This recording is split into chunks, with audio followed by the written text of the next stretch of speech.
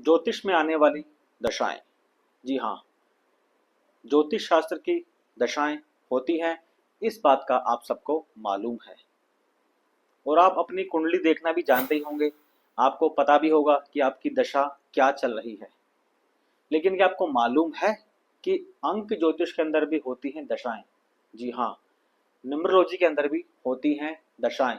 अंतरदशा, महादशा, और एक होती है प्रति अंतरदशा जिसको कहते हैं ईयर, और एक होती है मंथली, एक होती है महादशा। तो दोस्तों आज हम चर्चा करेंगे अंक ज्योतिष के अंदर महादशा की।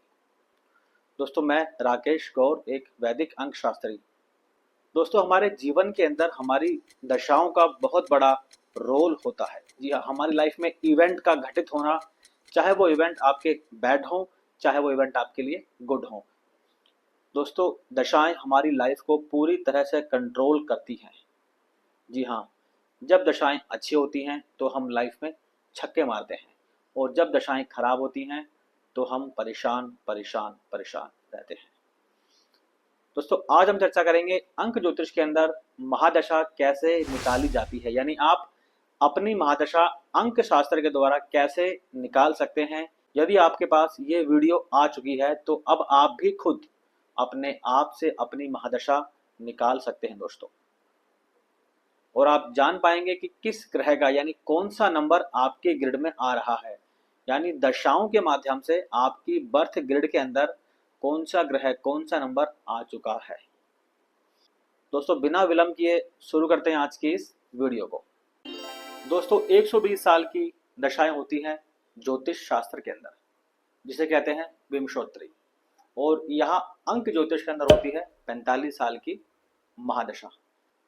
दोस्तों अंक ज्योतिष के अंदर हर ग्रह का अपना एक नंबर होता है। जैसे 1 पे होता है सूर्य, 2 पे होता है चंद्रमा, 7 पे होता है केतु, 9 पे होता है मंगल।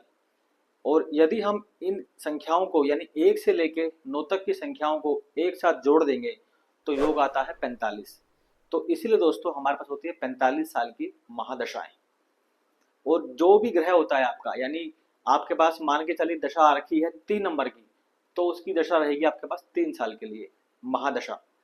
और दोस्तों अंक ज्योतिष के अंदर महादशाओं की जो समय अवधि होती है वो होती है जितना उनका नंबर होगा उतने साल के लिए वो दशा आपके पास रहेगी। जैसे राहु की दशा आएगी 4 साल के लिए, ठीक है। बुध की महादशा आएगी 5 साल के लिए, शुक्र की आएगी 6 साल के लिए। अब दोस्तों उसको निकालना कैसे है, चलिए हम समझते हैं इस वीडियो के माध्यम से। दोस्तों यहाँ हम एक डेट ऑफ बर्थ लेते हैं, हो सकता है कि डेट ऑफ बर्थ आपकी हो। दोस्तों हमने एक डेट ऑफ बर्थ चुनी है 3/11/2002। क्या पता है डेट ऑफ बर्थ आपकी हो या आपकी फैमिली में किसी की हो सकती है। तो ध्यान से समझना, तरीका दोस्तों सेम रहेगा, बस तारीखें बदल जाती हैं, ठीक है।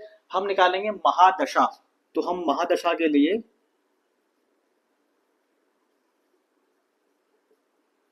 अब महादशा के लिए दोस्तों हम सबसे पहले लेंगे अपना मूलांक नंबर, यानी जो ग्रह आपको इस धरती पे लेके आया है, ठीक है। सबसे पहले हम शुरुआत करेंगे उस नंबर के साथ, यानी उस मूलांक संख्या के साथ, ठीक है। अब इसमें मूलांक है 3। तो हम क्या करेंगे दोस्तों, जो भी आपका जन्म का साल है उसके अंदर हम इस 3 को प्लस कर देंगे, ठीक है। तो ये संख्या आ गई 2005। दोस्तों 3 के बाद ग्रह आता है नंबर 4, ठीक है। 3 4 5 6 7 8 9, हम चलेंगे पूरा सीक्वेंस वाइज, ठीक है। यानी 3 के बाद आ गया आपका 4 नंबर, 5 में आप 4 जोड़ोगे 2009। आप 4 के बाद दोस्तों आएगा 5, 9 में दोस्तों हम 5 जोड़ेंगे कितना आएगा 2014। तो दोस्तों 5 के बाद आएगा 6, ठीक है, 2020। अब दोस्तों 2020 तक इनके पास थी शुक्र की महादशा। अब हम जोड़ेंगे 7 नंबर, यानी 6 के बाद क्या आता है 7, यानी कि केतु 2027। अब हमें देखना है कि हमारा करंट ईयर यानी जो अभी साल चल रहा है वो किस ग्रह के अंदर आ रहा है। ठीक है, यानी 20 तक चला था शुक्र, उसके बाद आपका चलेगा केतु यानी कि 27। यानी अब दोस्तों अभी हम चल रहे हैं 2025 के अंदर, यानी इनके पास जो महादशा है वो आ रखी है केतु की। महादशा होगी इनके पास 7 नंबर की, यानी यदि इनके पास 7 नंबर मिसिंग है तो वो इस दशा के माध्यम से इनके ग्रिड में आ चुका है दोस्तों, और उसका पूरा प्रभाव 100% इनकी ग्रिड में रहेगा, यानी केतु का पूरा प्रभाव इनके पास रहेगा। अब जैसे हम इनके ग्रिड बनाते हैं और समझते हैं,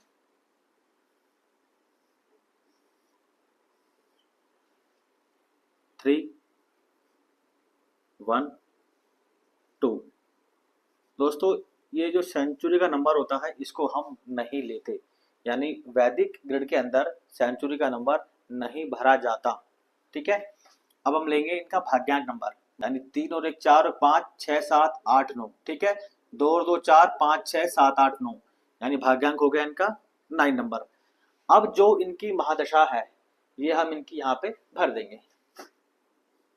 ठीक है, तो यानी अब इनके ग्रिड, एक तो होती है नेटल ग्रिड, यानी जो एक बाई बर्थ है, यानी जो जन्म से ग्रिड बनी हुई है बाई बर्थ है, वो है आपकी नेटल ग्रिड। यानी इसमें अगर हम 7 को हटा देंगे तो वो हो जाएगी बाई बर्थ इनके ग्रिड, मूलांक भाग्यांक प्लस नंबर। ठीक है दोस्तों, अब इसमें दशा आ गई तो ये भी प्रॉपर वर्क करेगा, यानी 7 नंबर भी इनका एक्टिव हो चुका है। अब इसको समझते हैं लोशु ग्रिड के माध्यम से।